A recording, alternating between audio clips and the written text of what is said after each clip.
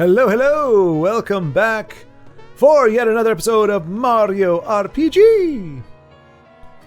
I would call it the least optimized because that's what we're going with the Borderlands series, but this wasn't particularly poorly optimized. I do miss some of the content here. I didn't mean to do it, but I realized after I beat it, I think we missed the Yoshi race. There's a Yoshi race somewhere in here, and I never came across it. So there is a little bit of material that we don't find in here, but otherwise it is a complete playthrough, or we do finish the game.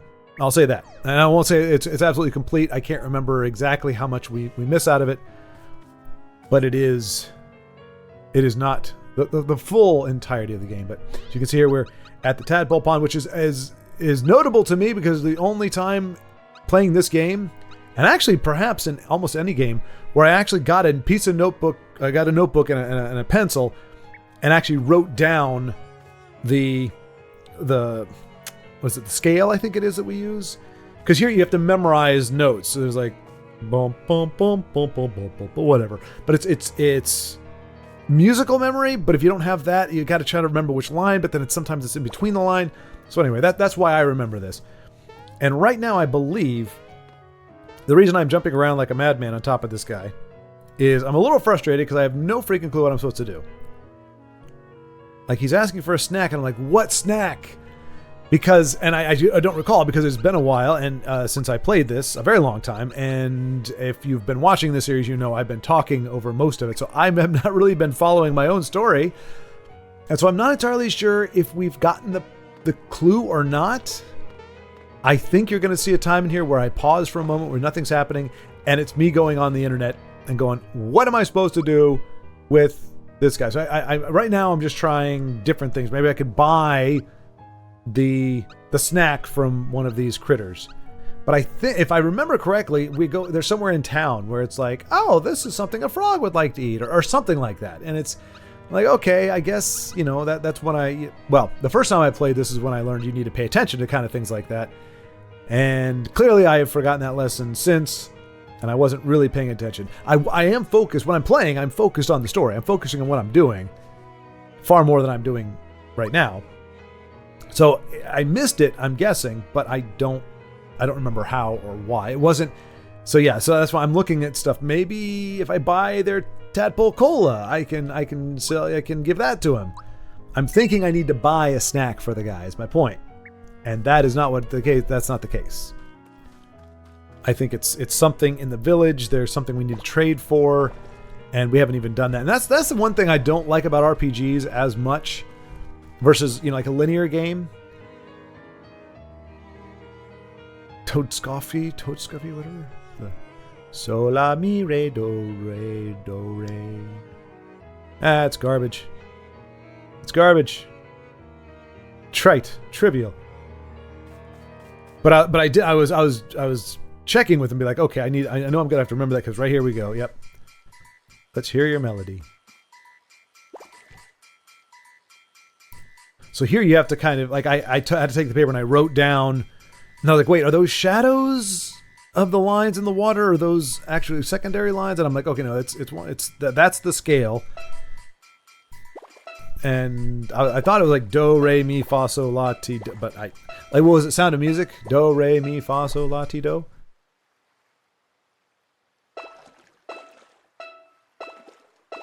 And they disappear when you get them wrong. So I got one right out of that. It's not the right melody. How dare you judge me, Toadscoffy, or whatever the crap your name is. True art is never understood in its own time. Should push you in the water, you grimy little fungus. But no, we must try again. So that was me trying to go, okay. So you see, it's not just the lines, it's that there's like a line in between the lines. And so so I think I wrote down the scale. So, la, mi. Yeah, do, re, mi, fa, so do, re.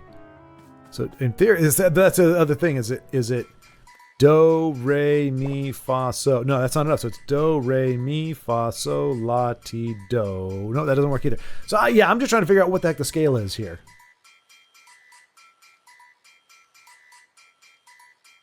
And I don't know if I get it on this time, but it's, process of elimination.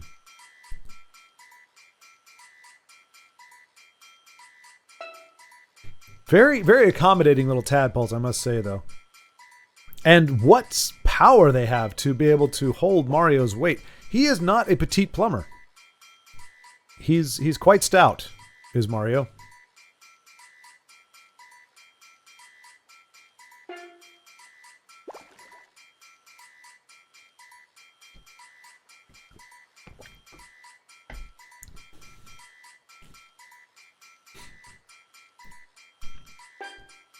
But I mean, what I was saying is, that's the part that gets me about RPGs, and I like them because their story, they're a little more laid back. Like even the combat, you're not having to mash buttons and do crazy kind of things. Now that said, I mean, I was just playing not Catalina. Oh, what is it called? Oh, let's see, how many do we get? Nope. Okay, so my scale was off. My entire scale was off by at least one note.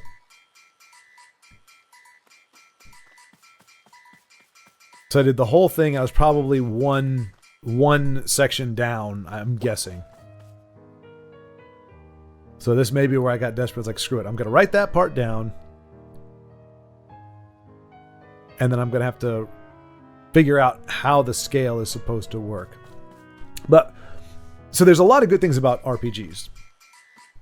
And in fact, I'm going to start playing them. I think that there's going to be one day a week in the future that I'm going to be actually playing live an RPG.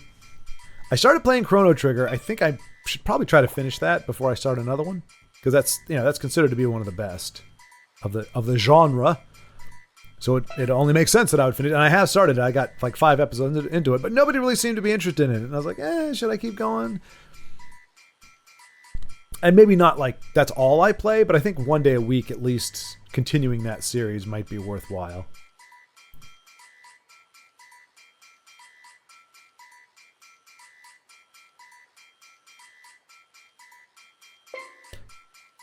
I was going to say, piss or get off the pot there, Mario. You gotta... And that was a bummer, too. Even if you did...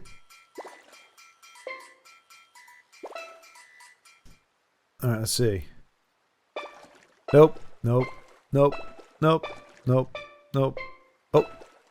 Alright, so I got two.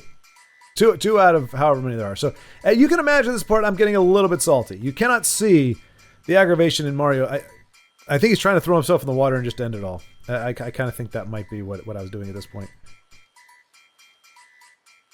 And it doesn't help that the background right now is the most annoying. The background music is the least inspired and most annoying background music ever.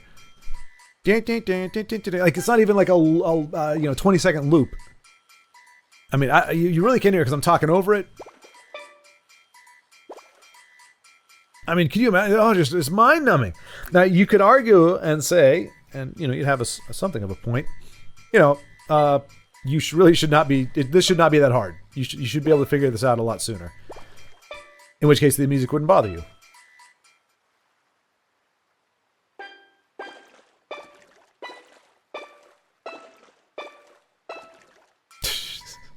Oh my gosh, I am chapped at this point, folks. Quite miffed. Yeah, just I wish there was like a Mario emoji or something, or emote that you could do, like where you just Mamma Mia, Shake does something. Oh, I think I'm about to hop on this frog, about to kick him in the face. Because see, I think my thought process at this point was, okay, maybe the item that I need to get is, because I remember you have to, or maybe you don't have to, but like I remember having to get that song down right. So I'm thinking, all right, maybe if I get that song for Todovsky or whatever the crap his name is, he'll give me the pastry or the drink or whatever it is that I'm supposed to give this old fart and get things going again. But I at some point I do consult the interwebs to get an idea of what the heck exactly I'm supposed to be doing. So you'll forgive me if I'm I mean, really, it's just like, where else can I go? What else can I do? Because remember, it was last episode, I think, we ran around the castle for like 20 minutes trying to figure out how to get in, and we ended up getting in just because there was a door that we couldn't see, and you just had to run and hit the door open button, just mash the door button open at some point, and you got in. So I'm just like, maybe it was something that I... And there's me. That's how bad it is. you're at your wit's end if you're asking Microsoft or anything that has a help button. You know how unhelpful those help buttons are. Like, they are never, ever, ever, ever, never, never, never actually helpful. So that's how desperate I'd become. That I was actually willing to consult the help that most surely would not give me any help. So here I am back at Tadpole Pond. Screw you! I yell at the map. You're telling me this is where I need to be, but I'm missing an item, apparently. And I have no idea what it is, or where to find it.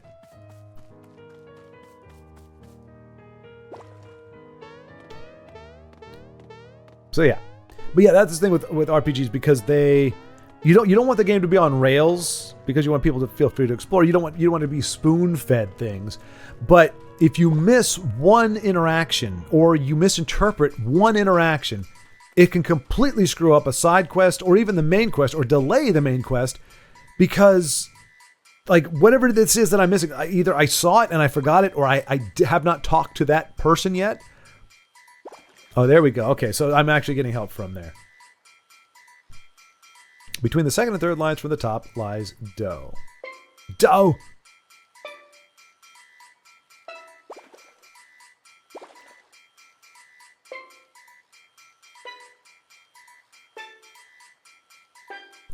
See, I was just thinking it was like do, re, mi, fa, sol, la, ti. I thought it was either escalating or not, but it's like, no.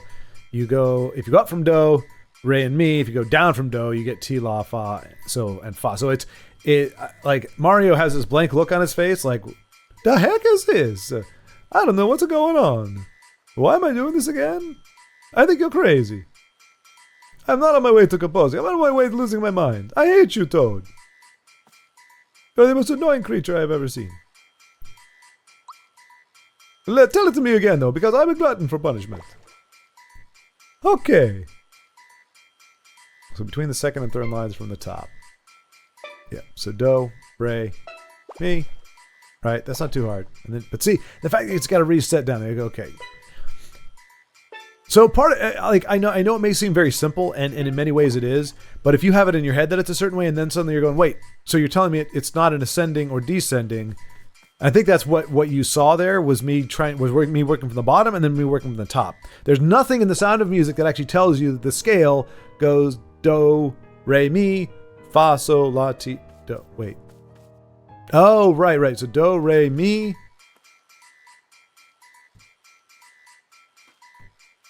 Fa, sol, la. Fa, sol, la, yeah. Okay. And then ti, do. I don't know. I figure it out here, I think. Nope. I think that's me realizing I screwed it up. Yep. So like I screwed up the first one, and I was like, well, and then the problem is you can't, hit X to delete, go back. You can't jump off the tadpole and start again. But I mean, this was just, again, between the background music being just literally that's it. That's your background music, this entire sequence.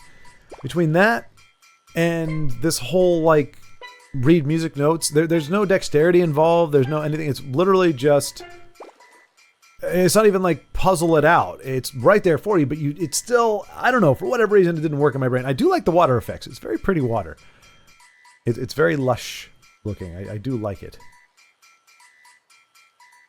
But oh my gosh, this, that just got on my nerves. Oh my goodness gracious. I think I might have even turned the volume off or something when I was playing, or I took the headphones off, or I did something. It was going crazy hearing this over and over and over again.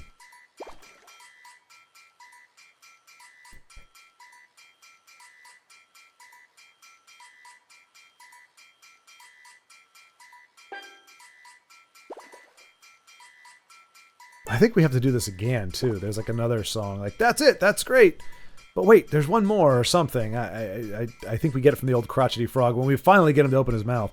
But I can say, Salt is flowing, and it's about to get even worse because when I do finally figure this out, I don't get jack diddly squat from him. I don't get something that is going to help me further my quest. So yeah, I think there needs to be, and obviously they play test these things, they QA these things. So I have no delusions that I'm in the minority when I miss things, because at least in theory, there have been enough people that have played it and they've gotten it without a problem that they feel okay releasing the game. And nobody's complaining and going, I didn't. Okay, did we do it? Did we do it? Nope. Nope. Nope. Nope. Oh, that is infuriating. Even now, like, there's a part of me going, oh, it reminds me of when I would finish my math paper. Like, whether it was my homework or a test, and I'd turn it in and I'd feel so doggone good about how I did. I felt like everything made sense. I feel like I nailed the answer, and I got like a 30 on it. You know, I missed almost all of them. Like, they gave me the first one was good, or maybe it was first one no, second one good. I'm like, okay, misstep. Third one okay, wrong. And I mean, just getting that, like, feeling those tears well up in your eye, just being like, how I did everything I could do. I'm not crying. I'm not getting joked out. I actually got something in my throat. No, seriously, I'm not crying. You're crying. My eyes are sweating. That's all. Shout out to Honey Badger for that. I think that's the first time I heard of my eyes sweating or sweating. My eyes sweating. Schwartz's eyes are sweating. But just that frustration of, like, how it's one thing if I fudged it and just I didn't study, I didn't whatever, and I just went through like, screw it, I got these, and then getting the answers wrong and be like, that sucks, that's stupid, I hate math. But when you study, when you try, I mean, I stayed in geometry. I stayed after almost every day for I think 2 or 3 months just to keep up. Like, every day after school, I'm staying after for an extra 35, 40 minutes, an hour, just to keep up with basic geometry. That's how bad I am when it comes to math. And I mean, the teacher was great. She was very willing to do it, and I understood. I felt like I understood it very well. I felt like I was in a warm, secure place when I was there with her. She was teaching, and I felt like I was getting it. And she would say, "What's the answer to this?" And I give her the answer. She's like, "Yes, that's great. You're making good progress." It just was great that she was willing to work with me on that. Miss Huber, shout out to Miss Huber. However, the minute I tried to do the problems without her there, and anything besides like a standard rule, like, you know, I before E except after C. That's a grammatical rule. The vowel I comes before E unless it's coming after C. So receive is RECEIVE because it comes after C. But there, THEIR, right? That didn't come after C, and yet the E became before I. So it's like every rule has an exception, and those exceptions have exceptions, and those exceptions have exceptions. It's just this ridiculous cascade of exceptions and rules and regulations that just are infuriating. And so you want to learn the end product. So, and with grammar, you can do that. You can learn. I can just learn that I spell receive a certain way, and I spell there a certain way, and that, you know, if I'm, let's see, yes, oh yes, happy, oh my gosh, I figured it out. It is there. I am the maestro. That's it. This is the melody I've been looking for. Thank you for the inspiration. Please take this as a token of my gratitude. Got the alto card, which is not what I wanted. I think at this point Mario is just like fuming because I got the alto card, which means I can buy cooler stuff. So I had to do all that work just to be able to give them more of my money. How? What a kick in the pants is that? Am I right, folks? Oh, you've now earned the right to spend more money here. Goodness gracious. And so, you know, I got another little schmuck thing that I gotta... It's got soul. Sure. And there's me probably writing it down. The Moleville Miners song. Yeah, this is just desperation because I don't know, because the dire truth at this point, the horrible truth that I'm beginning to realize at this point is somewhere in the vast course of playing this game, there was an indication of what I was supposed to do or that I'm supposed to get something, and I missed it. And so now, aside from going back through the entire game and talking to every NPC, I may not have a path forward. And that's very frustrating. But yeah, looping back around to what I was saying, I get that I may be in the minority, and so my gripe, I think, is genuine, or it's definitely genuine, and it's understandable. It is not most people's experience. Most people don't struggle in some of these areas or have this problem. So I can't blame the game and say, did they not use quality control? Well, they did. I just, for people like me, it's a much harder a learning process. But the fact that it can be just one line of dialogue uttered by somebody somewhere, and that's all you get. Like, there's no point. Like, there may be some games, I'm not saying none of them do, but there may be some games where they have it programmed where an NPC later will say, it's cool that you're here, but, or it's something like, it's cool that you're here, but have you talked to my brother back in such and such village?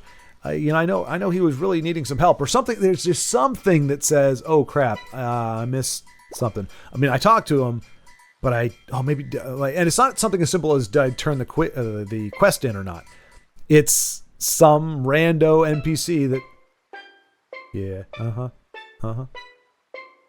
Oh, that does have soul. That has soul. Did you not feel and hear the soul? I sure did. Now I got the tenor card. Again, more. I mean, it's a very consumer-driven society, these toads. Like, yay, your reward is you get to spend more money. It's not even a credit card. It's not purchasing power. I think it just gives you it gets you in the door. In other words, I would not be welcome in these establishments. And there it is. That was my last hope. There's no other card for me to get. There's nothing else. I have my cards. Maybe I go over here and maybe these cards will allow me to buy something that I couldn't buy before. So the Frog Emporium. Are there more things open to me? There we go. Tenor card. That's what I get. Finless cola. Frog leg cola. These sound disgusting. You can't just throw the word cola at the end of it and expect people to be wanting to buy your crap. But I do it because I think I can give it to old Pappy and get him to progress my story. Spoiler alert, it doesn't work. That much I do remember. I'm like, come on, man. Are you kidding me? See, now that is obvious. Es, la, so, la, mi, re, do, re, do, re. Which, I mean, is somewhat clever. It's somewhat clever the way they do that. They could have just said do, la, or so, la, whatever. But they actually kind of make it a thing like, wait, what? I'm skeptical that that's exactly what those characters say. That the kanji, I believe, is what it's called. I don't think those are actually what's written out there, but I can't rate his chest. I love it where they're like, well, I guess because he's a frog, he would live in the water. It's just weird. It's like he doesn't have a bed. He doesn't have like any amenities, but we want to make it look like this is his home. So we have a chest of drawers, we have a little sign, and we have a little table with 2 cups that he probably can't even hold of whatever liquid we don't know. So this is his house, but he doesn't even have an area rug. What, he's supposed to sit on the grass? I mean, come on. It's just primitive. It's ridiculous. So yeah, this is me. I'll be going online. How do I get this crappy old frog? And there it is. It looked like Mario had an epiphany. I got it. I mean, I figured it out all by myself. I definitely don't need to go. I mean, look how far. Where are we going? Yep, Mushroom Kingdom. See? Mushroom Kingdom. I've got receipts, folks. This is my frustration. This is my rage. I'm supposed to talk to some shrimp in...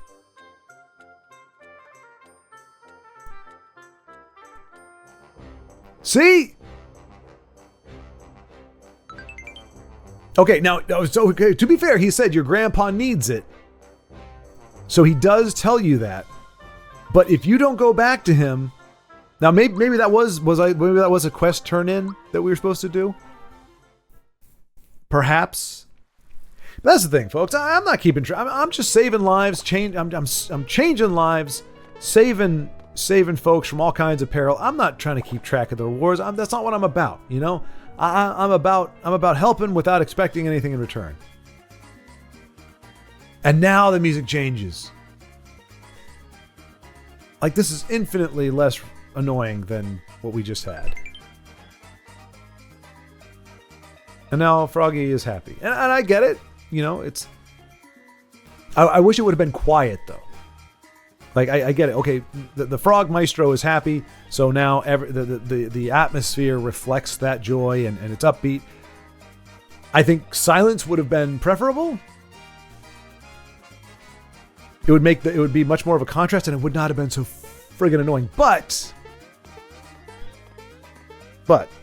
in fairness, the devs were expecting you to probably do that as soon as you got there. You were supposed to have the cricket pie with you, and it was supposed to change within 10 seconds, not 20 minutes. So there we go. And that to me is the peril of RPGs. That's the only reason why I'm not in love with them as much as I would be, because I typically like their storytelling. Sometimes the lines are cheesy, especially JRPGs, because sometimes the translation is a little off. But overall, I like it. I like the pacing. It's a nice chill time. Now, it doesn't mean that you don't get worked up at the battles and are like, oh my gosh, what do I got to do? And trying to figure it out. But usually it's a pretty chill experience. And it's good for chatting. Like, playing Katana Zero, there's very little downtime. Trying to figure stuff out, trying to execute. It's hard to have conversations while you're playing a platformer or an action-oriented title. So I like RPGs for that. But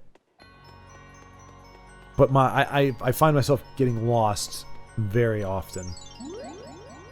Or just once, but it's a big time. And it just feels bad. Like, it's not a stubbornness. It's not like, oh, I don't want to ask for directions.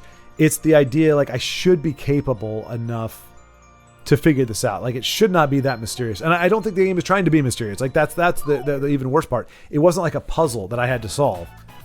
It was literally something the game just assumed that I would do.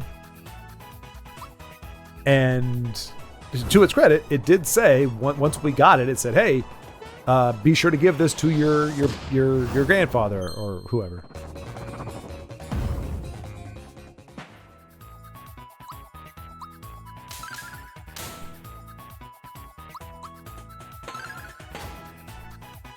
It was such a relief to get back to fighting again.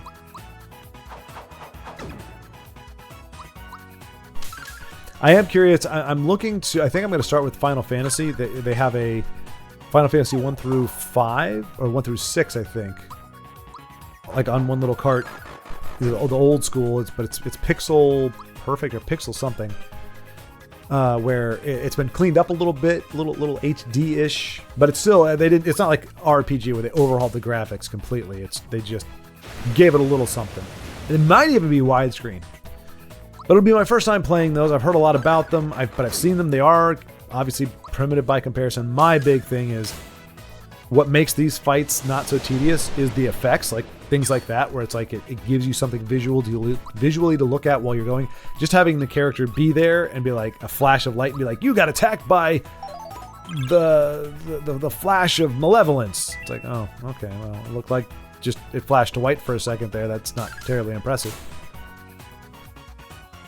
I think it's fine if you're of the age where you can use your imagination like a finely worked out muscle. But dag nabbit, I'm almost 50 freaking years old. I'm not looking to...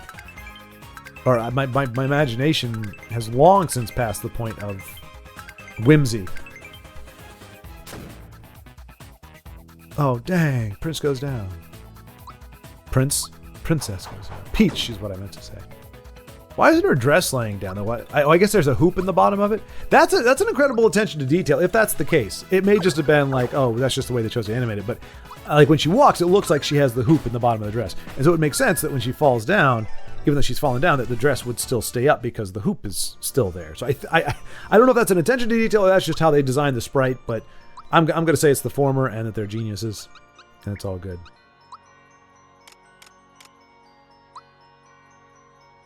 Froggy stick! It is the froggy stick. I offered you the froggy carrot, now I'm offering you the froggy stick.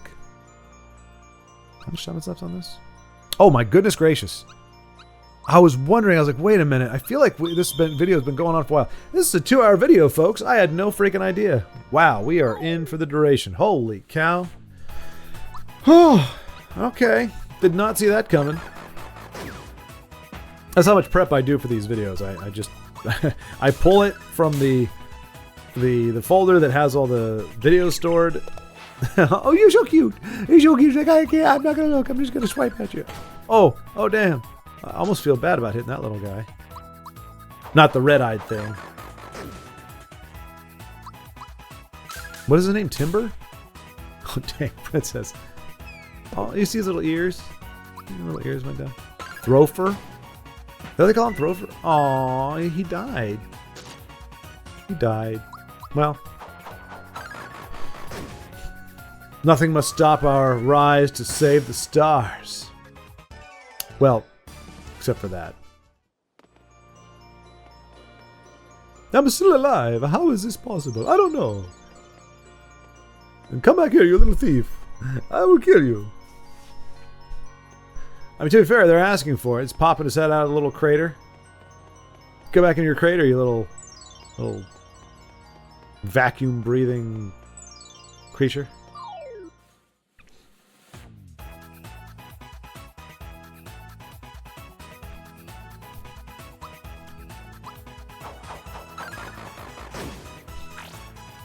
Do we ever see what that thing looks like with skin on? What is it called? It's a... Let's see. Not sacket. What's the other thing called? Did that do splash damage? I think it did. Mastodon. No, that can't be right. That sounds a little malevolent, doesn't it?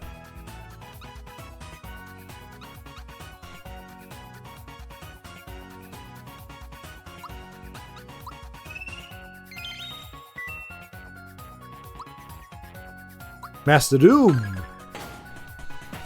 So it looks like an elephant meets a crab meets a lobster meets a skeleton. Alright guys, dance. There you go.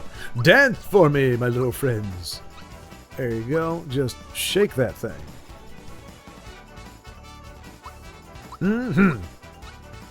Level me up. I'm badass. Badass named Bowser.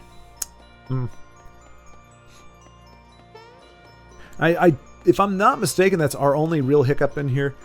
In the game was... I think our only real hiccup in the game was that section. I think everything else we figure out without needing the interwebs, but that's just a weird creature. I don't even know if it would translate well into an actual thing. I think it's like purposefully looks ridiculous. Or looks the way it does, because it kind of looks cool as a skeleton, but it would look really weird as an actual critter. I don't know though. Game designers and artists are very creative. They can figure out ways to make things work. Oh man, I'm hitting a little bit of a wall today.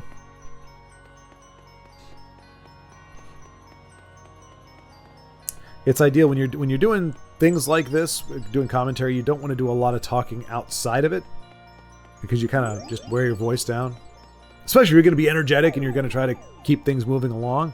And oh my gosh, I just cannot believe this is going to be another hour and a half. Yikes! Yikes! What was I thinking when I was? Well, you know, to be fair, I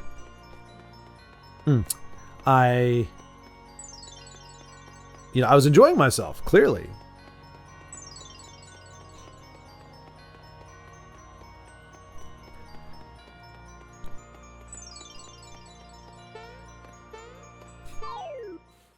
So yeah, I'm doing the puzzle solving, but I'm getting bored with puzzle solving, so now I have to go fight again. And I'm like, oh crap, that's a lot of things. Give me Mallow, because he's got the only real AoE that I can remember. And I did not get the... Didn't get the boost on that, so that was a little disappointing. Watch where you're sticking that tongue, you little cretin. Watch it. Yeah, it does do splash damage. Okay. I thought it did. I don't remember. I don't know that was the case in the original. It may have been, and maybe I missed the animation, or maybe it was and it didn't have any. Or maybe it wasn't there at all. I would be inclined to think that it didn't. Oh, goodness. Oh, my gosh. So sorry. Venom. Ugh. Oh, gosh. Oh, no. Oh, I think he has true... No, that wouldn't be a true form. I don't know what that was.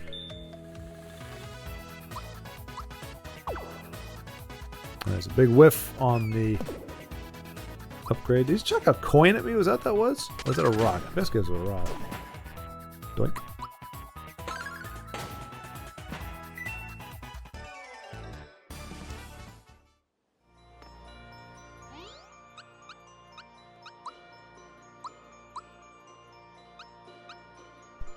So yeah, all that to say, I'm excited, but also a little nervous about playing old school RPGs because I know the graphics are not great. I don't have the nostalgia glasses to play with because I didn't play them as a kid. So I'm kind of really going in raw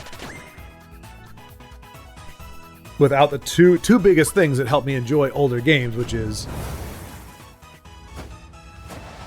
well, I don't know that I enjoy. No, graphics are not the reason I enjoy old games, but the nostalgia.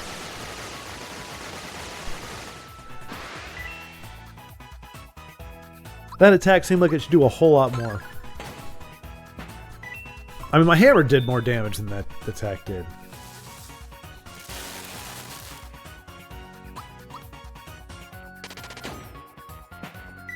Doink. Alright, let's go. Right. I am the bestest. Man, if there was only a career that I could get into, just from pointing out where the Yoshi is after a little switcheroo, I'd be in good shape. But unfortunately, such a job has yet to materialize. I would be uniquely qualified, though. Don't get me wrong. There's not a single person out here that gets those right other than myself. It's a source of pride, really. As is my sarcasm.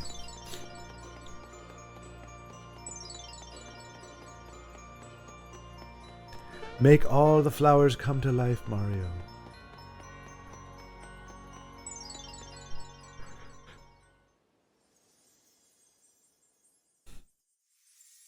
Easiest star I ever made, or earned, bought, found.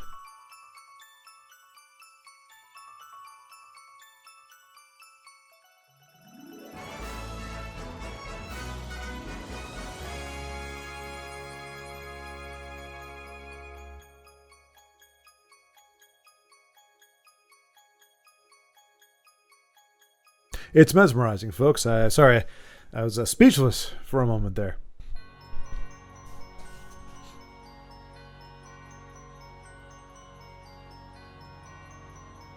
Seaside Town. Wait a minute, isn't there a Seaside Town in Thousand Year Door? I was a little bummed when the next iteration was not isometric faux 3D, because back then it wasn't true 3D. This is 3D, or you know, whatever 3D. Mario RPG was pre-rendered 3D, similar to Donkey Kong Country, so it wasn't really it, but it looked really cool. And I was kind of hoping for an upgrade for that. I was kind of hoping for a game that looked like this, that played like this, but that was like the sequel. And we got Paper Mario instead. I avoided it for a long time. And actually, to be fair, I've never played Paper Mario N64. That version of Paper Mario didn't. But when I got the GameCube, I did at some point get Paper Mario Thousand Year Door. I don't remember why or how, but I got it. And I enjoyed it. I definitely enjoyed it. I remember I was working at a call. It was the worst job I had. One of the worst jobs I've had. Working at a call center in Northern Virginia.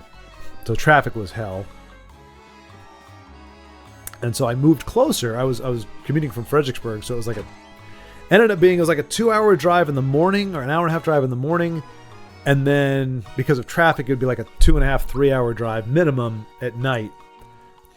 And I just couldn't do that anymore. So I eventually rented a place that was about 15 minutes away, which was good. But my housemate, I shared the room, or the bathroom with one other fellow. The room itself, the floor had caved in, kind of. So you'd start at one, start at one of the room, and then it would just dip down and come back up. So it's like you were, and it was noticeable. Like you just kind of felt just like, okay, I'm going down, and then I'm walking back up. That wasn't the worst thing in the world. The interesting part was when I went to move in. It was a white house, ostensibly, but it looked gray when you walked up on it.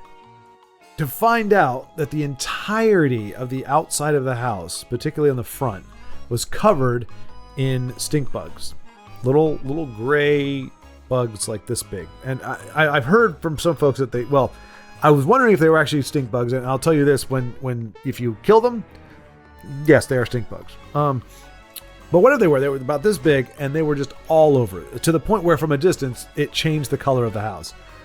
So I'm carrying my stuff in. Of course, they're falling occasionally, because they're like all up on, under the overhang and everything. So you carry your stuff in, and sometimes you walk in and there's one sitting on your shoulder, one sitting there. Open your bag of, your clothes. There's 2 or 3 of them in there. It was not fun. So that was a poor indicator. And then my housemate, he's a really nice guy. Had a PlayStation 2. I remember that about him. He was playing God of War. He loved that game. And he was a cool roommate, but not at all hygienic. The bathroom, and he had long hair. And I don't mean unhygienic like he didn't shower or anything. He just didn't clean after himself. So, and he had really long hair, so the shower just had hair clogs in it. Hair all over the floor. The bathroom itself, it was originally like white, but it was kind of like yellow and had like this crust on it. It was bad. So I cleaned it just so that it wasn't like, ugh, but it was still really depressing. It was like, when you watch those movies or TV shows where your hero, the protagonist, is living in kind of that rundown New York apartment, and the bathroom has just got like this like sickly yellow tile on it, and the sink is like the sink of like a penitentiary or something. It's like a bathroom, a school bathroom sink where it's got I say porcelain, but you know what I mean? It's just, ugh. And the floor's got this nasty yellow tile, and the mirror's cracked and kind of hanging and discolored, and it was just bad. So you walk in and you just feel dirty, and I don't know. And I mean, it was an old house. We'll put it that way. It's an old house that had never been restored at all, ever, any part of it. It had to be from the 50s. No, not even that. Let's say the 20s or the early 10s. It was an old friggin' house, and nothing was new. Nothing had been fixed or updated. The landlord lived across the street. She actually owned a small business, and her house was nice. It wasn't like elegant like a mansion, but it was a nice house. This was not that. This was across the street. It was a rental property. It was there for renters to rent, and so that they could do whatever they wanted to it, really, and it wouldn't be a problem. I think I remember the rate being okay, but I do remember living. She actually had a small apartment for rent as well, and I think I remember moving into that for like the last month or two. I was like, I'll take it smaller. I just got to get out of here. But the job was miserable, and I felt really bad because I actually got like Associate of the Year or something. It was some award, for a customer service award or something, and you got $100 for it, which was nice, and a little plaque. But I hated the job. I hated it. I didn't mind the company. I didn't mind the people. I liked the people actually that I worked with, but I hated the nature of the job. I hated having to sit at a desk and just wait for the phone to ring. And so you're either bored because nothing was going on, or you were talking to somebody who more likely than not was irate. And you, of course you were expected to, and they wanted you to turn and burn the calls. And people called and they'd want to talk to a manager, the community manager. And either the community manager wasn't there, or they didn't want to talk. They would just say, nope, I'm not taking any calls. So you'd have to be like, I'm sorry, I can put you to voicemail. I've already left 5 voicemails. And then I talked to the community. I put them on hold. I'm like, they said they left 4 voicemails. Yeah, they did. I don't have an answer. I went to the board. The board hasn't got back to me yet. I don't have an answer for them. I got nothing to say to them. And to be fair to them, they're dealing with hundreds and hundreds and hundreds of people doing that all day long. So you can understand why they may say, hey, please don't pass that call on. I don't have the time for it right now. But it kind of left me in a rough place because I can't. The customer doesn't want to hang up unless they get an answer, and I'm the only person they can talk to, and I don't have an answer for them, and it was a mess. So I did that for like 9 months. Then I was like, I'm done with this. I can't do it. I'd rather clean bathrooms, do custodial work or something, than answer the phone. Because at least there, yes, you could definitely have some really, really nasty cleanups in like a public bathroom, absolutely. But it's a fixed problem.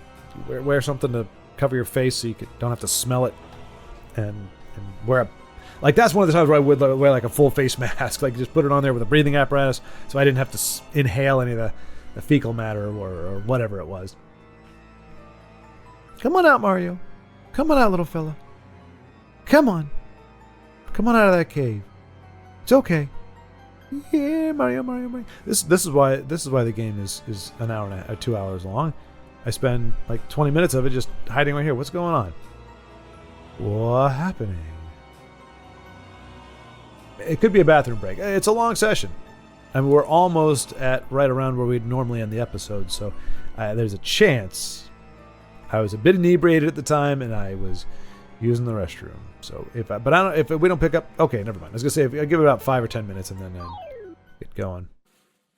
Not 5 or 10 minutes, sorry, 5 or 10 seconds. And if something didn't happen, I was gonna just fast forward. But it's a little hard because I need to match the recording that I'm doing here with the actual footage, and if I skip forward there, I've got to skip forward here, and that's just one extra step. It's first world problems, folks. But if it was my job, I wouldn't mind. But as a hobby, it's like, I don't want to waste time doing that if I can help it. But we're getting our butt kicked by rubbery little starfish.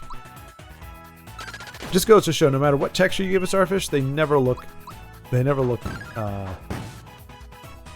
delicious. Rubbery or crusty. They are wholly disgusting. But I think some people still eat them. And Princess gets an upgrade. Nice. Gives a little curtsy.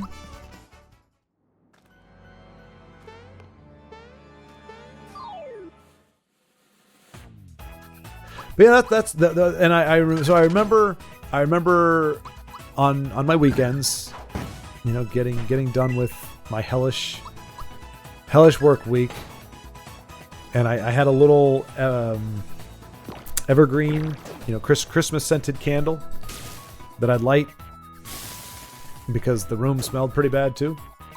And eventually, I got the room to smell good thanks to the candles. And I was playing Paper Mario for hours and hours and hours on my little 26-inch Panasonic TV and my GameCube. And I beat it, and it was a good time. It felt good. So despite the rough circumstances, there was a warm experience amidst there, between the smells of the candle and just the overall great gameplay from Thousand Year Door. I was very happy to have found it, and then for whatever reason, at some point, I sold everything. Like I have pretty much everything that I had from my childhood, but I had to repurchase it because most everything I sold at some point, mostly because I was moving around a lot. I very rarely stayed in one place very long, so I was constantly moving and just trying to move stuff, stuff that I wasn't actively using. It was pretty rough. So I sold it, I gave it away. I didn't throw any of it away. It was always given or sold, or it'd be like a Craigslist thing, but it'd be at a really steep discount. And even then, people would be trying to haggle me. I'm like, look, that's not a yard sale. I'm actually trying to sell this for a profit. Well, not a profit. It's a loss. I just don't want to lose as much on it as, whatever. So yeah. So I do have a GameCube now, happily. I do not have Thousand Year Door though for the GameCube because it's freaking expensive. The original. And it's the first time that I can recall, and I think I mentioned this earlier in the series, it was the first time that a remake came out before I actually bought the original again. So like Mario RPG, I actually had Mario RPG for the Super Nintendo. Didn't pay a ridiculous amount for it, but paid a decent chunk for it. Definitely more than original retail, which for an old game is ridiculous. And then right after I did that, this was announced. And then it was coming out in like 2 months. I'm like, you gotta be kidding me. So Thousand Year Door was something I was juggling. I was like flirting with. I was like, do I really want to do this? Do I want to do this? I'll wait. I wasn't waiting for anything in particular. I was just like, whenever I'm actually ready to play it, then I'll do it. Otherwise, like, I'm not going to have it just to have it. I have to want to play it again. And then in that time, the moment that I kind of let it go and said, all right, I'm not going to get it for now, that's when it was announced that they were releasing it. I was like, oh, at that point, I'm not gonna, there's no way in heck I'm going to buy it. For $120 for a much older system. Like, if I'd known RPG was coming out, I wouldn't have... Because I think it's actually on the Super Nintendo Mini as well. But, I mean, there's something about the cartridge. You know, there's something about the actual physical media is pretty cool. And they talk about CD rot. I'm sure there's cartridge rot. I'm sure there's, you know, the plastic and the pins and stuff will erode over time. Although, I don't know. You know, it's plastic and it's, you know, gold-plated, you know, pieces that connectors. And I figure as long as you keep those clean, they should stick around for a while. I mean, isn't the whole thing that nothing we make biodegrades anymore? Nothing just goes away. But CD and DVD rot is real, as they say. I am hoping that if I take care of the stuff, it will. But that's why I get it all converted to digital. It may not be quite the quality of a Blu-ray once you get it compressed and everything, but it still looks... It's still quite watchable. And that should last forever.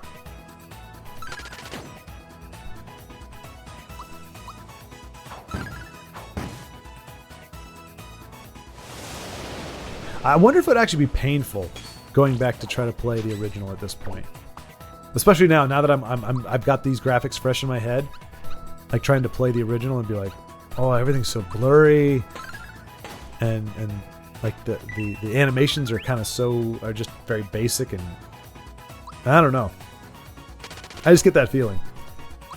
It's like when I was working at Circuit City in 2004, and like HD TV was just coming around. We had HD DLPs, which was digital light projection, I believe. It actually had moving pieces. It was a Samsung. I think it was an exclusive. It was their proprietary technology. It looked pretty darn good, but it was not a big seller because the only DLP we had was on it. It came attached to a pedestal. So, while the other ones were like wall mounted, or you could wall mount them if you wanted to, or you know, it was just the screen. This one was built in. It looked like something out of the Jetsons. So even though it had the nicest picture, people were very reluctant to give it a chance. And then you had projection LEDs. It was the only way to make an LED in a big size back then. You had small 15 to 20 inch LED screens. They weren't all that great. Had very crappy blacks. In fact, it probably looked gray, like a dark gray. You didn't have a good contrast. Your best contrast in flat panel is still in plasma, which did get warm. You didn't want to put them in front of fireplaces and things like that. They were expensive. They were heavy. Oh, I didn't even see. That's right. That's what I was going to say.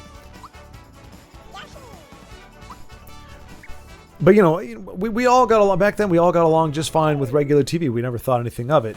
And then, you know, I started working there, and I'm seeing... Because we ran a... It was programming that was run to the TVs through cable. And so you'd see regular HD, regular resolution, normal TV versus HD, and it was like, oh my gosh! Like going trying to watch regular TV, it actually kind of hurts your eyes. It was just like a big muddied mess in comparison. Now, if you know, the next morning if I woke up and just watched regular TV, it didn't seem all that bad.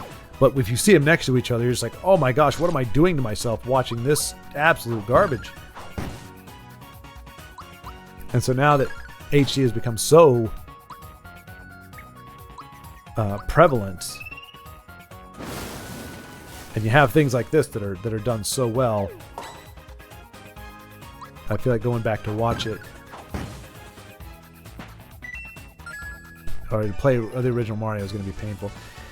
So yeah, I'm definitely feeling a little leery about the Final Fantasy. Even Final Fantasy VII. I remember trying to play that. Not even as an adult. I tried to play that when I was like 25. I finally got 21. I was 21 years old. So 2000. So 2021. No. Sorry.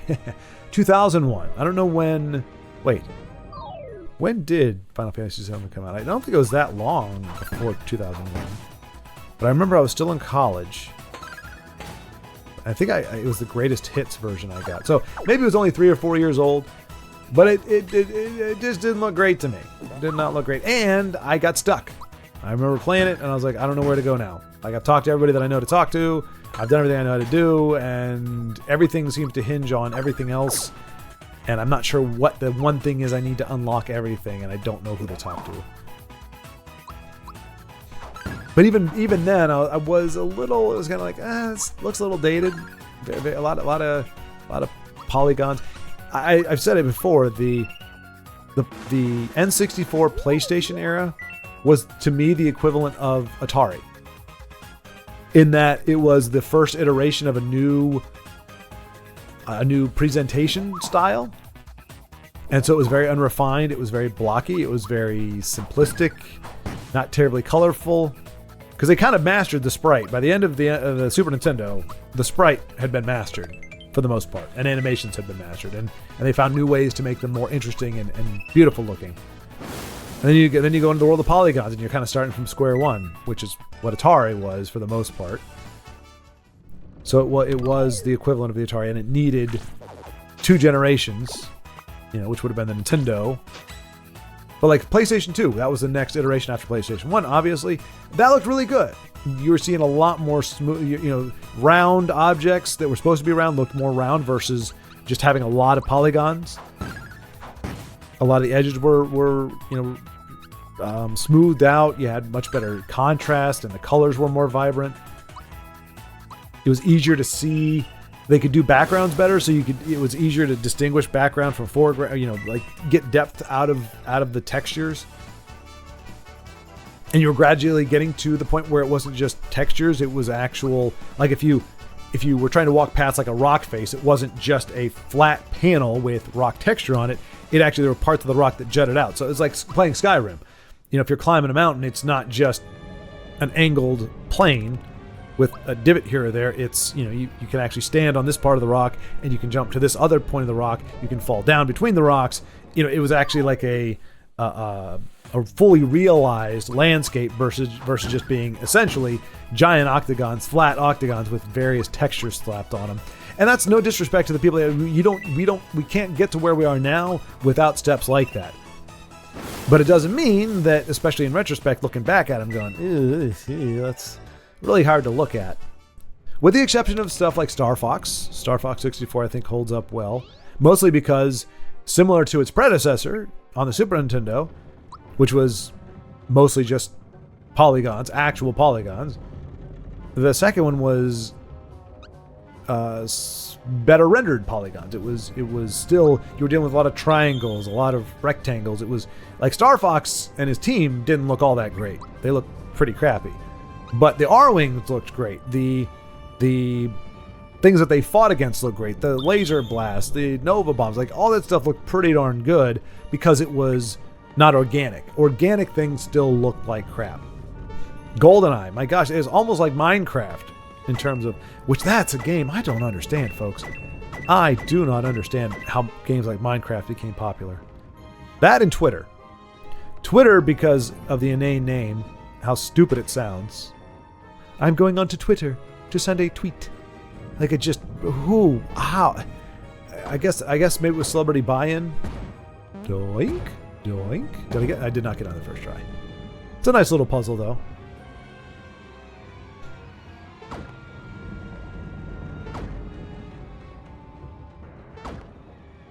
Oh, that's, whoop. Nope.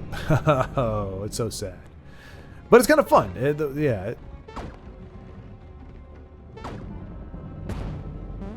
Barely. Oh. And the physics on that look pretty good. It kind of looks like a ball with that kind of weight, how it would bounce on a spring of that size. Yep. Yes, we got it. Nice. See, that's satisfying. Basic little puzzle. I can handle those. But I'm not a big puzzle guy. But I was on a tirade about something. What was I tirading about? Oh, Minecraft. Oh yeah. Well, so Twitter. Yeah. I'm guessing it was the celebrities and random people that were saying funny one-liners and stuff that contributed to the popularity of it. I was like, I don't really care too much about what celebrities have to say. Even back then, is like, I'm interested in behind the scenes stuff, like seeing how things get done. But the celebrities themselves, kind of, sort of, I'll admit, I kind of like, cribs or something. I like to see how the other half lives, and you just realize, well, okay, everybody's got kind of the same toilet. It might be a nicer bathroom, but they still have sinks. They still have that. Just the same thing when you realize, oh, celebrities go grocery shopping, or clothes shopping, or they have to pay their taxes, or they got to go to the DMV. They and maybe they don't all do all those things or any of those things. Maybe they have people that do them for them, but in general, like they still have to do stuff. And so their houses, it's just interesting to see, when you have all the money in the world, how do you live? That's more what I'm interested in. When you are not limited by any financial restrictions, how big, how opulent, how like you can customize your house completely. Not just, oh, I want to decorate it a certain way. You can be like, I want a room with, it's a dome. You can do that. You can afford it. You can make it whatever the heck you want. So I always find that part interesting, just to see when people's imaginations and options are unfettered by financial restrictions, what choices they choose to make. But that's not so much about the celebrity as it is, again, just people with money, really. But yeah, even then I didn't care. So that always befuddled me, why people cared so much what celebrities had to say. Because they are just people. And if you take a celebrity or an athlete or whoever outside of their area of expertise, they're very mediocre or very, very normal. Far right. Yay. It's what makes them special is what they do. It's just like a regular job. You're amazing on the basketball court. Great. That doesn't mean you're a great conversationalist. Doesn't mean you're a smart person. Doesn't mean you're not. But none of that's inherent. It just you're good in a doing a certain thing, and maybe multiple things. But when you're not doing those things, then you're just a regular Joe or Jane. And, I'm not necessarily curious about what every Joe and Jane has to say about anything. So Twitter was always a mystery, but yeah, Minecraft, I looked at that, I was like, this thing is ugly. It's ugly as heck. Now I get it, you say, hey, it's not what it's on the inside, or on the outside, it's what's inside, it's the gameplay, but I'm like, but it's still ugly, you're building ugly things. You're building, like, that's what Skyrim had the appeal, because the graphics were good enough. Again, it was another game where I say the people really could have used a little more help, and that's most of the mods that I use for that are to make the people look not so atrocious. Because if I got to talk to you, I don't want you looking like you haven't bathed in like 6 months, because the skin texture is weird and the coloring is weird. It's just like, oh gosh. And so even some of the designs are like, why do the high elves have to have eyes that are almost freaking vertical, for crying out loud? Like they're at like a, I don't know. I mean, they're not 90 degrees. Wait, 90 is 45. 90 would be horizontal. You know what I'm saying? Like they're not like this. They don't even have like an exotic, up, kind of thing where you like how Disney used to draw like Jasmine. Her eye, the way they drew her eye, it kind of has this, or Belle, it has a little bit of an upward angle, so it has this exotic vibe to it. It's like yoink, almost vertical. It just looks really weird. And you go, how do eyebrows work with that? Like, how do you express yourself when your eyebrows are almost perpendicular to your perpendicular to your mouth? I don't know why that's a thing. Well, but when your eyebrows are like this, because your eyes are like this, if your eyebrows have to follow the contour of your eye, they're like this. How do you show grief or anger like that? Well, anger is easy.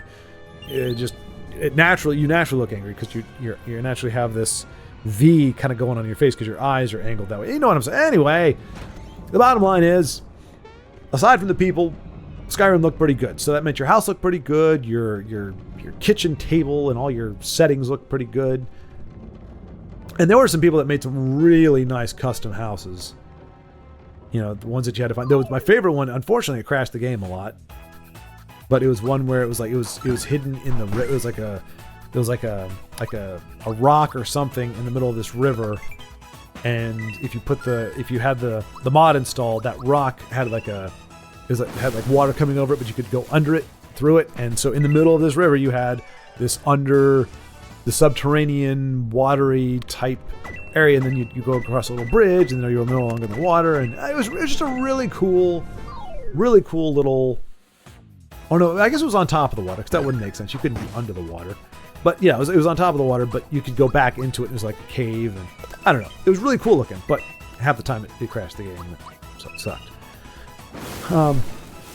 But you know, there was just enough customization in there to keep me coming back, and you could buy a house and decorate it. It was a little plug and play. There wasn't a lot of variation you could do when it came to decorating, but you got the feeling of creating a lived-in world, and a world that you were kind of making your own to some degree.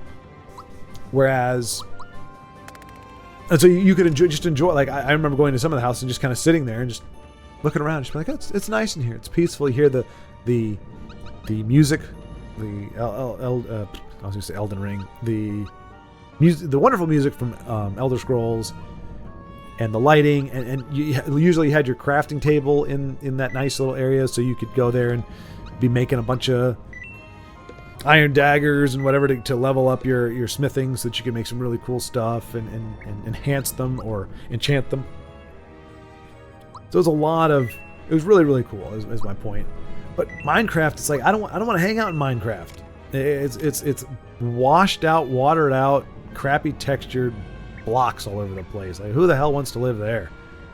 Like, I don't want to spend any time in that world. It's like, I want to be creative, but I gotta like what I create. I gotta think it looks cool.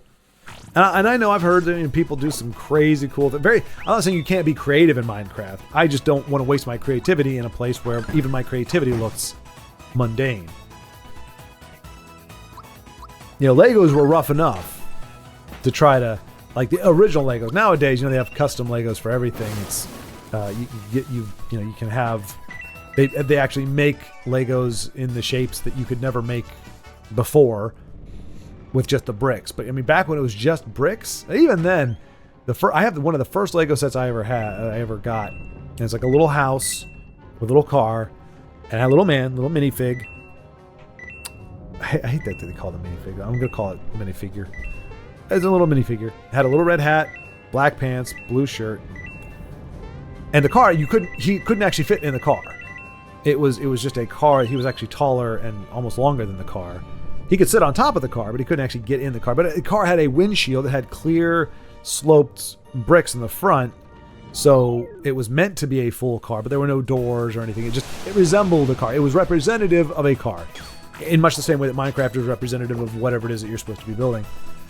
But the house did have shutters. They had like a window piece that had shutters and window pane, and had a door. And a few like kind of what would pass as like tile, you know, for like a roof, you know, sloped roof. You'd have like little tiles, but other than that, it was all squares. It was all squares and rectangles. But you could see gradually over time they would increase the amount of special pieces. Especially you got space Legos, and they really started getting creative. But then, you know, once Lego Star Wars broke, and you were getting absolute custom pieces that really only worked for that one thing. That was kind of the trademark of the earlier Lego sets. You'd have whatever was in the box is what you could build with the pieces, but on the back or on the manual, it would show you pictures. And you didn't have the entire instruction, but at least it had pictures of different things you could build with those exact same Legos. Whereas the further along they got, the more specialized the pieces, they really couldn't. The alternatives they were trying to show you that you could use weren't really all that great, because they were trying to make a creative use of certain pieces that were definitely designed to be used in a certain way. And then it just became, okay, yeah, we're not even trying. Now it's just this stuff. But I remember playing with... Wow, I just ate a cannonball to the face and came away unscathed. Mario is more than a man. I think I'm still trying to figure out what the heck to do here.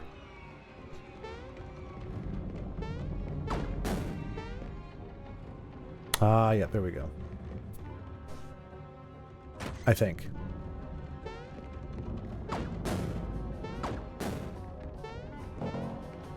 Yep, I figured it out, but now it's 60 execution. That part I don't mind. That's my favorite part, when you get the satisfaction that you figured out the puzzle, and now you just got to figure out how to execute. And it can be a little frustrating, but I would rather deal with the frustration of being unable to execute or having to really figure out how to get my timing right, which is what's going on here, than just having no clue what I'm supposed to do. I'm just like, why are these things doing what they're doing? Ba-bum. That ghost is like, damn, Mario, come on. Seriously? You can't figure this out? Nope. It's that last one. The nerves get to you. Mario is not clutch. There we go. And I don't think that storage box was a thing either. I think you either had to use it or lose it. I could be wrong, but I thought I remember that being the case.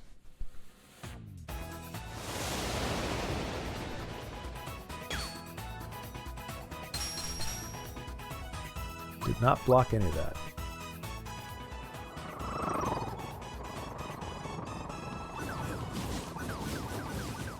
Death from above. And the big one. Oh, he survived the bombardment, but he lost his friends. He's a sad, sad Reacher. Reacher? First name Jack? Jack Reacher. I knew he was a big dude, but damn, look at that noggin.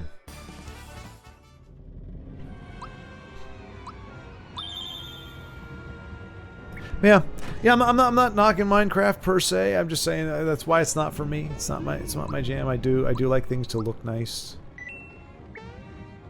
And I thought naively at first, I was like, well, maybe I'll get into it when they update the graphics. Cause I don't know if I genuinely thought that was the best they could do versus it being a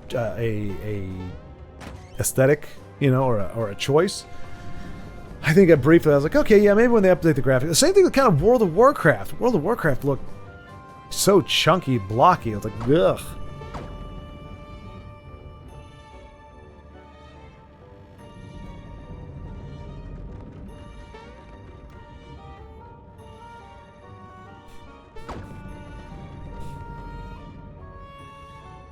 And right now I might be writing down all the letters and going, okay, I think I might be, actually. Writing down all the letters and trying to figure out on paper what the word could be.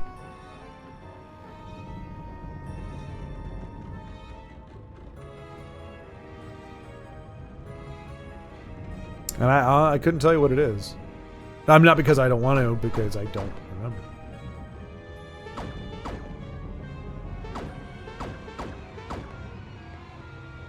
I may have seen it on the note.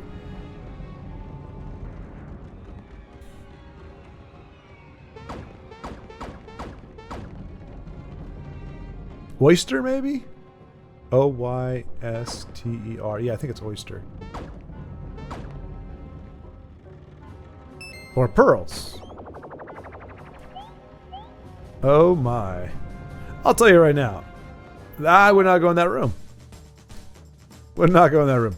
Not all about the big squid tentacles. Tentacles. Tentacles. Don't like the tentacles. You leave the tentacles alone. And those go back to my days at 20,000 Leagues Under the Sea. I might do a review on that movie. It was a good movie.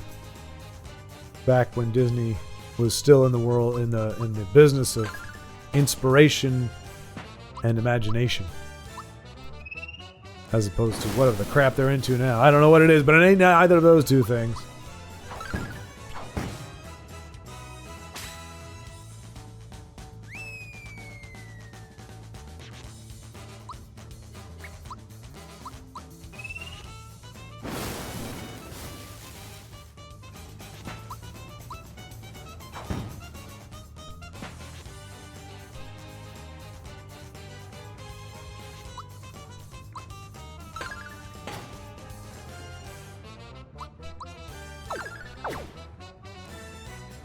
Ugh. Living calamari. Calamari was never meant to be alive. You understand what I'm saying? Do you hear me? Where'd Bowser go? Question asked, question answered. See, and they're suitably creeped out. Look at them. They're like, no, I don't want to believe it. Don't want to think about it. Oh my goodness gracious. I mean, poor Bowser. I mean, he was just getting the raw end of the deal.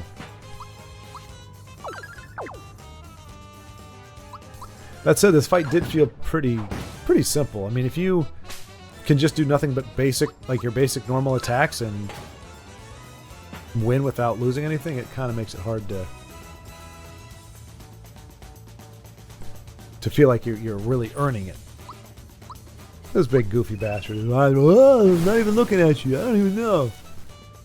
I don't know what's going on. You guys are doing. Well, I actually can't talk. He's got tentacles coming out of his mouth. That's got to be the really hard part.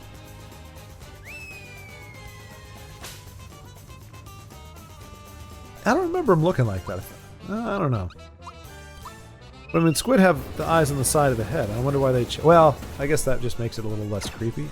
Oh, there he goes. Now he finally looked at us. Why isn't he looking at us before? Is he afraid to make eye contact? Does he think it's rude? It's like, I'm trying to kill you, but I'm not going to make eye contact because that would make me a bad squid. Hadouken! Ew! You keep that squidgy nonsense to yourself. Alright, so it looks like we are going to get out of this particular area. I think this episode might end... I think that's the reason why I kept going. I think this might end with our fight with Davy Jones. He's a shark, if I'm not mistaken. And that may be where we end the episode.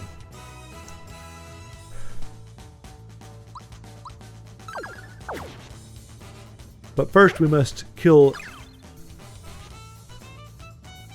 El Calamari. Oh, wait. Is it actually called Calamari? I just looked at the name. Hang on. King Calamari! Oh my gosh! Here I thought I was being derisive. You know, referring to a living creature as what we call it when it's dead. Oh no, wait. Is calamari just Italian / Spanish for squid? Because I think you say calamari in both. So maybe it just means squid. But I thought it meant hacked up squid. I don't know. Not terribly important. Squid is dead. Long live Mario. And the party to which he belongs.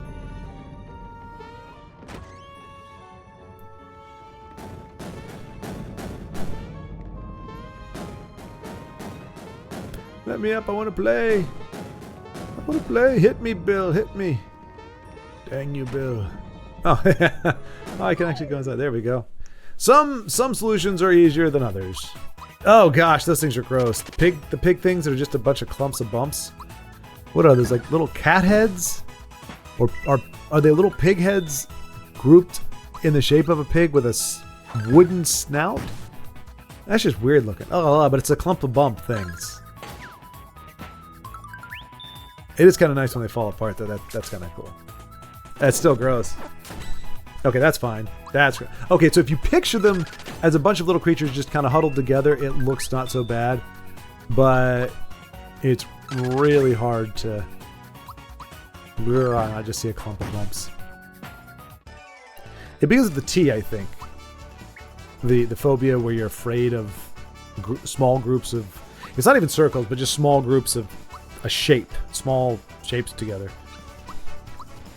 I think it begins with a T. And I don't have it. I'm not phobic. I'm not afraid of it. But certain ones will gross me out.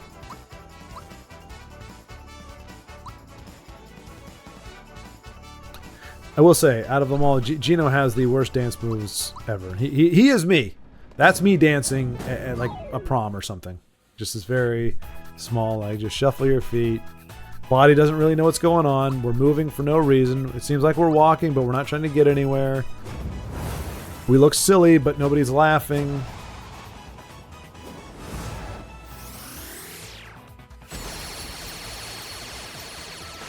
It really does. You don't realize until you see something like this that, you know, you get spoiled watching Jap anime, or just anime, I guess, where the characters will yell out their special move before they do it or while they do it, and it just makes it seem so much cooler for some reason, even though in real life it would probably look cheesy as heck. So you see a move like that, you're waiting for it to go, "Star Power!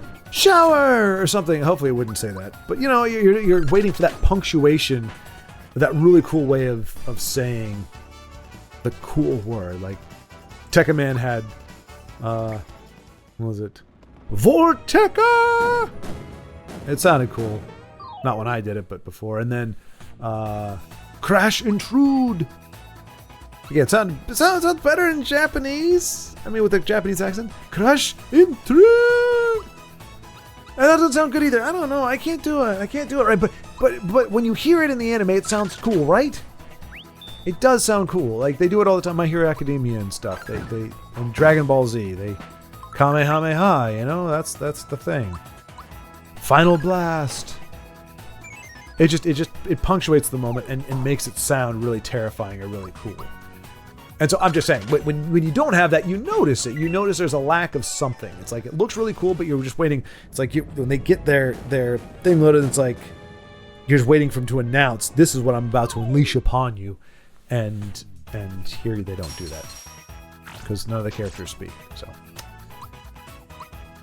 But then I'm thinking back to like Cowboy Bebop. He doesn't have a special move or anything. It's a different kind of anime. I do want to watch that again though. It's one of the few shows that has a kind of really tragic or sad ending that I still enjoy watching. Because I don't know, I kind of feel like he was kind of a walking, he was charismatic, he was fun, he was cool.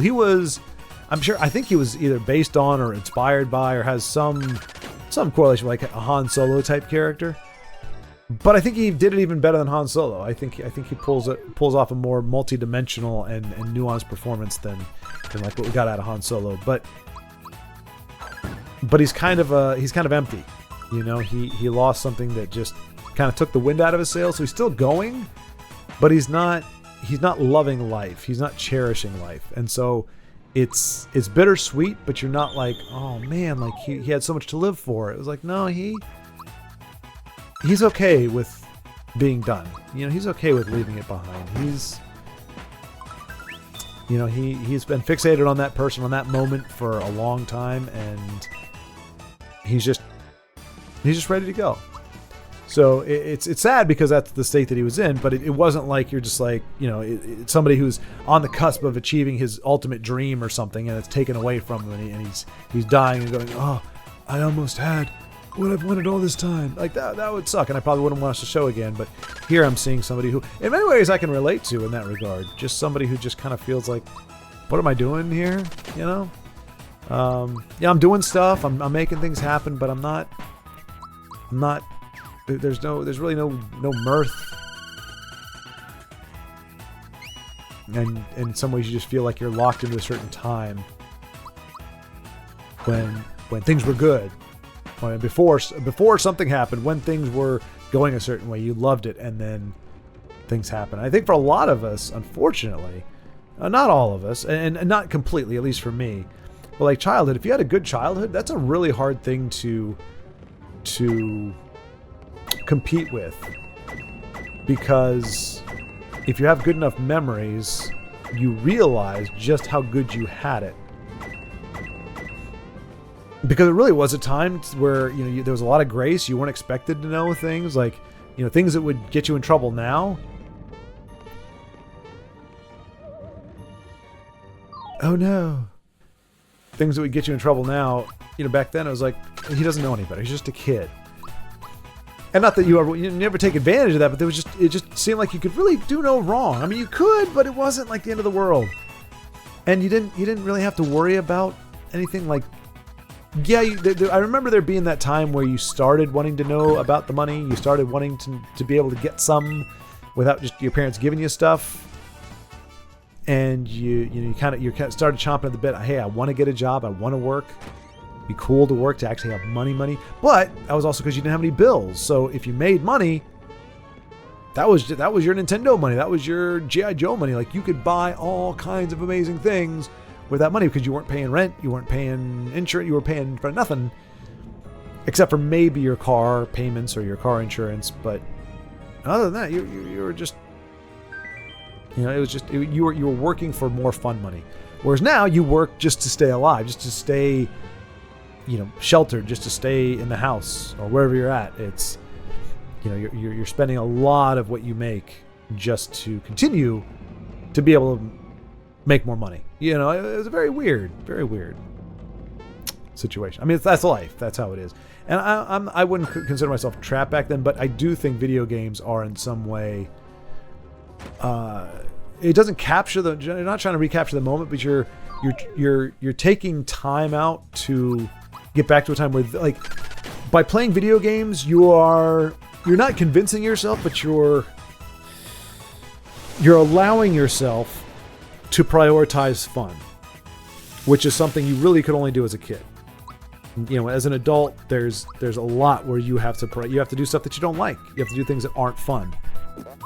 And even when you're relaxing, you may not be having fun. You're just not working. So you're like, okay, well, that counts for something.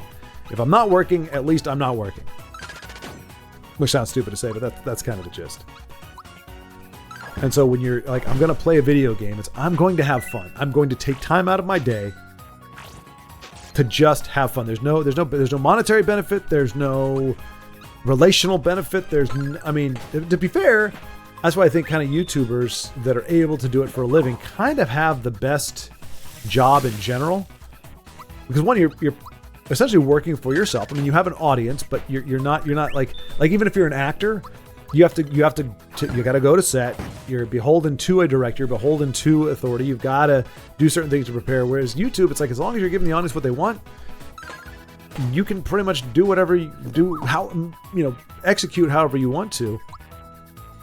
And if you're doing it playing video games, you're going, okay, I'm having fun. I'm setting time out of my day to have fun, but I am making money. It is financially viable. Or there is, it is my job. And I think left. Yeah. Even when I'm not sure, I'm sure. You know what I'm saying? And, at least with my experience with streaming and with the chat, as it were, you are developing relationships. You are forwarding relationships. And not all of them, certainly. Not all relationships are genuine. Not all people are genuine, but a lot of them are. A lot of people are looking for what you're looking for, or wants you to be genuine as much as they are. And so you do have friends. I mean, I have quite a few friends, real life friends, who came from being internet friends, being comment sections, being people who watched, and now they're people that we interact with, that I've met in real life. And it's very rewarding. But I mean, that's kind of like the convergence of all great things. It's the magic of your childhood mixed with the pragmatism of adulthood. You're able to make money, further relationships, and have fun all at the same time. And understanding you do take a slight hit, because when you do anything as a job, it is a job, and it's not just pure fun. Oh, just those little Goombas. Oh, little Goombas. Oh, the little dead little Goombas. Cute little dead little. Oh, they're back again. Oh, cute little Goombas. Many Goombas were inside. Oh, they're so cute. They're just the cutest little things.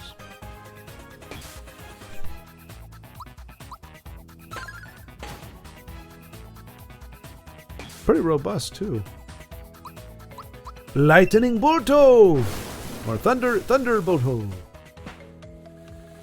Stupid chest. Die already.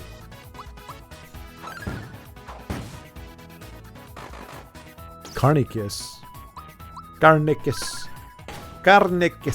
and busted. Oh, right, I forgot. I was like, that's over. No, wait, we still got the little Goombas here. Get them, Peach. Wreck those Goombas. Damn.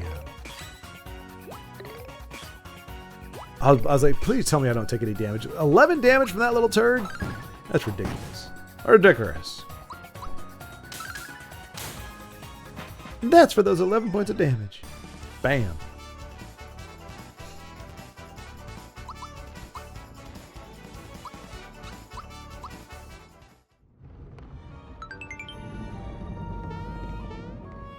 It's a safety badge. You can badge if you want to.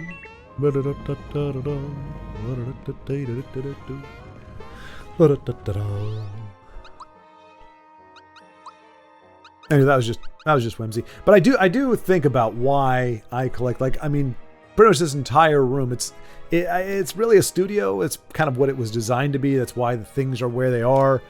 Like I bought some stuff, for soundproofing and what have you. But I look around and it's like it's a lot of homage to video games, old, video games that were, that were relevant to me when I was a kid. I'm like, what is it about that? And I think that's what it is. It just represents it represents a lot of things, especially at my age, the age that I was growing up, where I wasn't old enough. Like if you were in high school or late middle school, early high school, and Nintendo came out, you could, in theory, get have a part-time job and buy your own stuff. But when that stuff came out, I was wholly dependent on my parents, and so to get those gifts at Christmas or birthday or during the year as just surprises or as rewards for getting on a roll or something, like it was a magical thing. It was wonderful to get these things, and I really wish I'd kept my original, because I keep my stuff in really good shape. Like that part of my joy is preserving things. It's like when I do buy things, rebuy them, bought things that I had before, I will pay a little extra to make sure they're the nice, they're not discolored, they're not falling apart, they're not scratched more beyond reason. Because I don't find that, like some people find that stuff charming. It's like, I kind of do. I kind of see it, especially if it's a certain age, like really, really something very old.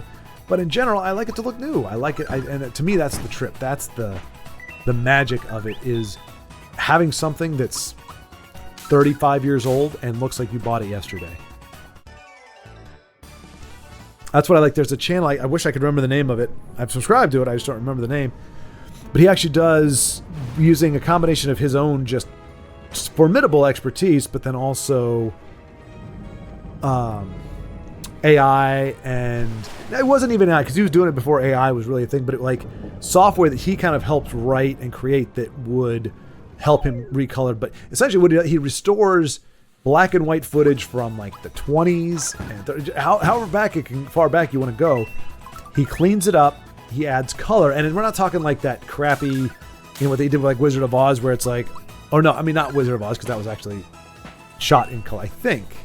Is it actually shot in color? But they had that at one point where it was like they would just color over black and white, and to be fair, it was worth a shot. I don't default for that, but that's not true color. But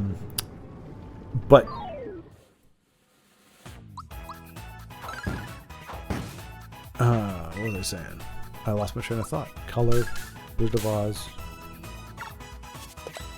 Oh, he actually does where I mean, it's artificial. Obviously, he's adding the color because it's not there. It's not on the film.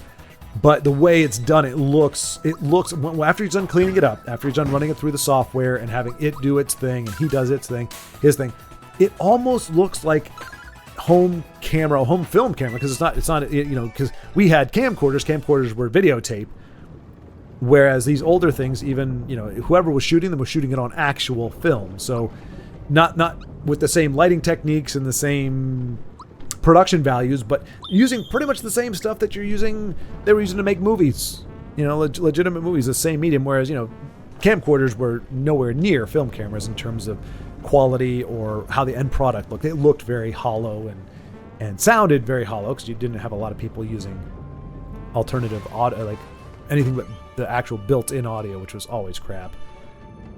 Yeah, I think we finish off this episode with a boss fight, if I am not mistaken, and I rarely am.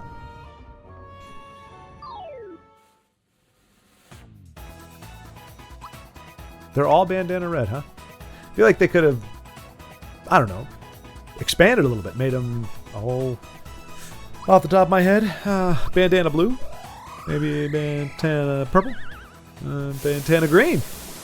But we didn't get that. They're all just bandana reds, and now they're all bandana purple, or violet, or amethyst, however you want to think of it. They do like to skewer.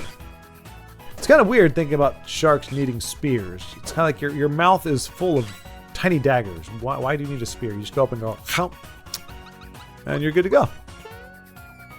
Instead, you strain credulity by holding spears in your non-opposable thumb having fins. And I find it to be ridiculous. Ridiculous. You go, Mario. You go, Mario. You go.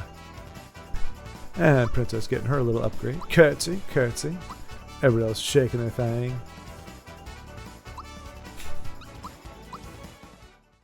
I mean, Mallow's enjoying himself quite a bit, but he also looks ridiculous. Run away, cowards. Run away. For Mario has come to ruin your life.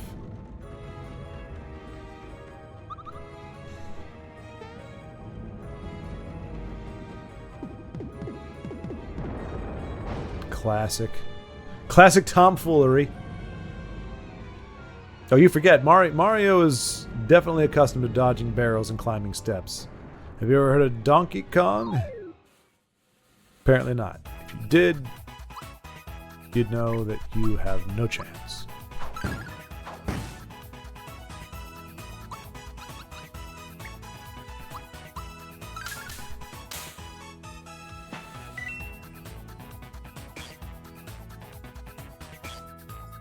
But anyway, getting back to the point of that whole thing, that being able to go back in time and see it, not as, because it's really hard when you see the film and it's black and white, and a lot of times it's not cranked at at the right speed, so it's usually people are walking a little bit faster. It's usually overclocked, and so you're seeing people walk a little bit faster, so they're moving in a surreal way, and it's black and white, so it just feels old. It's hard to imagine it in color. It just looks like it's a foreign land and a foreign time.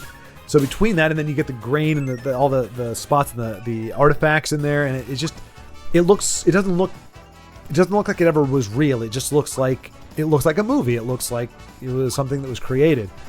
Whereas after this guy gets done with it, it really looks like somebody was there with a really nice camera, film camera, and just recording it. And you're seeing people walk like normal people. They're walking at the same speed, and they're kind of looking around and laughing, and you're like, he's like, I know those are old shoes. If I were to see those shoes now, they would look old and decayed and just worn out, but they look new on him. The 1930s, and he's got a brand new pair of this really nice pair of leather shoes, and the hat. He's got the 1950s, fedora type thing. They actually did wear. Look at all those guys wearing hats. Guys actually wore hats everywhere. And suits, and look at there's only like 5 cars. You see 5 cars in like 10 minutes going down the road, and it's, they're the old, not Model Ts. A lot of the ones we're seeing, they're the 50s and 60s. You've come a little way from the Model T at that point, but they look like real cars. They look like, wow, that's what it would be like to be in a neighborhood and see that car drive down the road. It would look surreal for a minute, and then it would just be normal. Like, oh yeah, that's just another car. It looks like a relic from a bygone era now, but in the actual footage, it's just a car. That's just what was on the road at the time. That's why it just makes history more relatable. So for me, and I think maybe that's the thing with a lot of collectors. Now, some of the stuff I don't get like stamps and stuff when it's so small, or like a quarter or something, where I'm not saying it's not justified. I'm just saying I don't understand it. I don't quite get it, because for me, it needs to be able to look new. You need to look at it and go, holy cow! Like I will never pull the trigger on this, but there's somebody selling a Superpowers Batman sealed in the case. It's sealed in the package. And the package, and sometimes the bubbles, they yellow over age and everything. Clear bubble, no cracks, no seams. Has the original price tag, which by the way was on clearance for $1. $1 this thing. That's what I mean, man. Back then, go back to the toy bin and just grab like 5 of them. And now, to be fair, it has not sold, but the price tag on it's $400. And I'm not necessarily saying that's outrageous. I mean, you could certainly say so. It's a piece of plastic. It's a figure. It sold for $1 back then. Whoever the last person to buy that, well, as far as we know for a fact, bought it for $1. And so it's what makes it worth $400. If nobody's willing to pay $400, is it worth $400? Well, perhaps not. Well, I mean, by definition, it is not. But what is the And it's on Etsy, so you can't make an offer.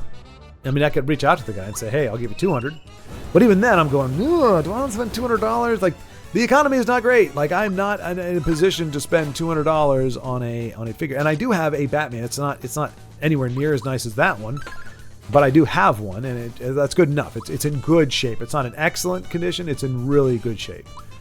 So no, I don't need it. And like I said, I don't think I could ever convince myself to buy it without buyer's remorse. But it's also hard not to say that I would have buyer's remorse, because it is. I mean, everything is so pristine that it really, as you look at it, and you're just transported back to 1986. You know, it's like this, and this thing inside here was never been touched, never been played with. It was manufactured, and now the temptation to open it would be great, and I don't know if I'd be able to resist it or not. But it would be it's a trippy thing just to see a picture of it and be like, whoa! I remember getting that on Christmas Day.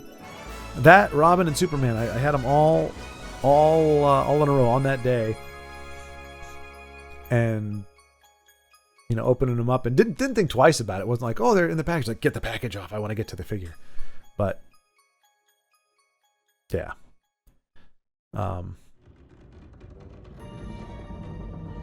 but I certainly don't need something brand new in the package at this point in my life, and it's not worth it. There's plenty of other throwbacks and nostalgia trips you can have without spending $400 on one. But it is still pretty cool. It's pretty cool, and like I said, the appeal for me more so is the time travel. It's probably the closest we'll ever get, or I'll ever get personally, to real time travel, where it's like it's a relic of the past, but because it's been so well maintained, it doesn't look like it's from the past. It's from the past, but it looks like it was made in the present. That's always a cool thing. Anyway, thanks so much for watching. I'll talk to you later.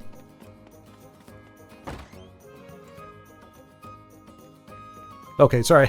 guess not quite done yet. But all we're doing is saving here. But I figured the video was finishing, so I'll let it finish. So there we go.